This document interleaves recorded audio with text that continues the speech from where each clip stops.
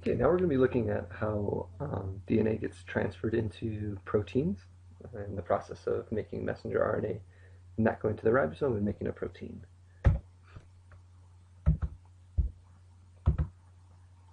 So what's transcription? Why is it important?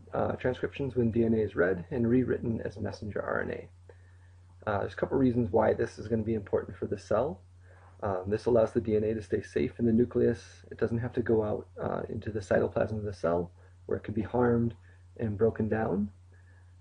It also allows the DNA signal to be amplified, so you can make many copies of DNA and send those out into the cell. Those copies can go to ribosomes, and a lot of different proteins can get made, all from a single DNA strand.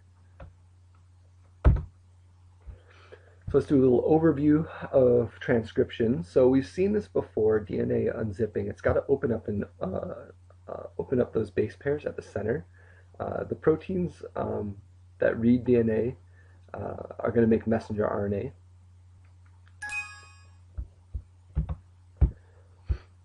Or mRNA. A, in this case, when we were copying DNA, A and T match together. We know that messenger RNA has a little bit of a different structure. So if we have an A in our DNA strand, it's going to go to a U in our messenger RNA strand.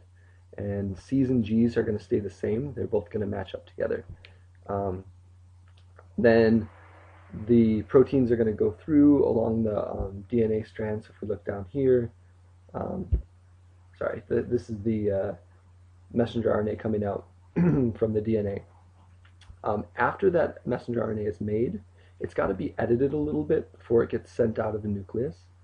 The introns are removed and the exons are kept. That's what they call the two different pieces of information. So some of it, the information in the DNA, is used, and some of it is just extra information that needs to be cut away. The messenger RNA is going to leave the nucleus, and then it's going to go to the ribosome.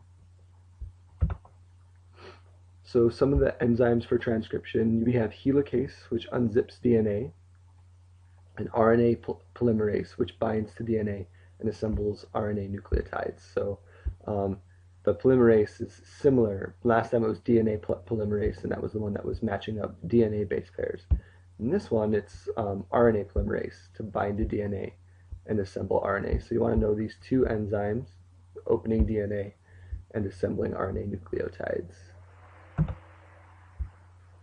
Okay, so for transcription to happen, the very first thing that happens is there's a RNA binds to the promoter region. The promoter region is basically just to start.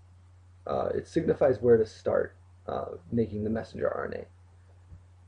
It's got a specific sequence, and it tells polymerase where to start, and then there's going to be a stop section further along, and it's going to tell RNA polymerase to release, and that's when it's done transcribing the gene. So in a normal case in A, you've got your DNA strand. The gene is the section in blue, so that's the section of the DNA that's going to end up forming a protein. Your RNA polymerase binds onto this promoter region. It's going to move forward along the DNA strand and spit out the messenger RNA. Now, certain times your body might want to turn that production of that gene off.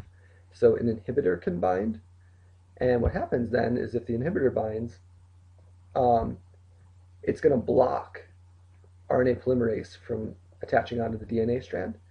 If RNA polymerase can't attach on and it can't hit its start position, it's not going to attach anywhere else along here. It would only attach to that one spot. It's kind of like the landing pad. So you cover up the landing pad, polymerase can't bind on, and it's going to completely block the production of that protein because there's no messenger RNA made, and it stops the whole process after that. You could also bind on an activator or an enhancer, and this is going to cause there to be an increase in transcription. So that means this gene is going to be copied more times, and then there's going to be more of that protein available in the body.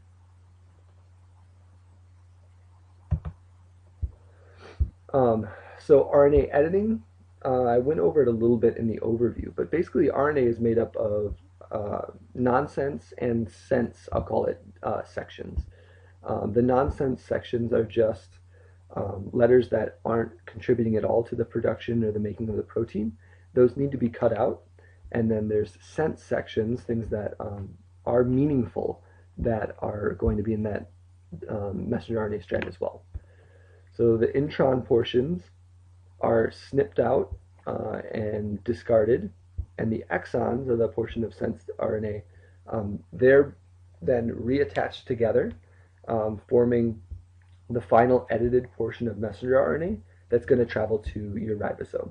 After this, after the exons are attached together, and there's a tag put at the end of your messenger RNA, then that signals that it's good to leave the nucleus. It'll be sent out of the nucleus, and then it's going to go to the ribosome to get turned into, or to get translated into a protein. And I've got a video that we can watch. I'll try to put the link underneath the video that you can click to it, or on Edmodo. And that's the end. In translation, what we're going to be doing, or in transcription, what we're going to be doing also is just, again, reviewing more about how to go from a DNA strand to a messenger RNA strand, and we'll talk a little bit more about the editing of messenger RNA.